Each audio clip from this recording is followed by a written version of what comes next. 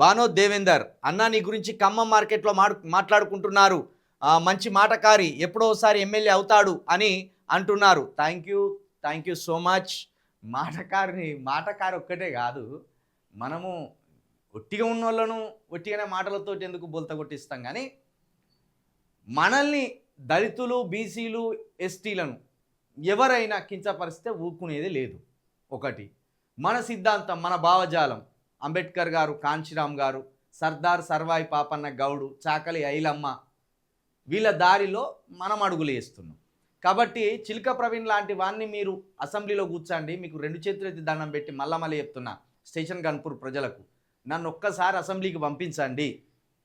రెండోసారికి ఎలాంటి లీడర్ని మేము అసెంబ్లీకి పంపినాం అని మీ గుండెలు గర్వంతో ఉప్పొంగేలాగా చేస్తాను. నేను చెప్తున్నా కదా, 100% మీరు ఏదైతే కలలు కంటుందో అంబేద్కర్, కాంచీరామ్ ఆశయాలను వాటిని నెరవేర్చి చూపిస్తా.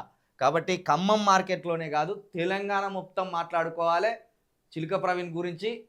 ఆంధ్రప్రదేశ్లో ఉన్న దళితులు కూడా గర్వంగా మాట్లాడుకునే రోజు వస్తుంది. బీసీలో కూడా చర్చ మొదలవుతుంది, ఎస్టీలో కూడా చర్చ మొదలవుతుంది, తెలంగాణ వ్యాప్తంగా కూడా చర్చ మొదలవుతుంది.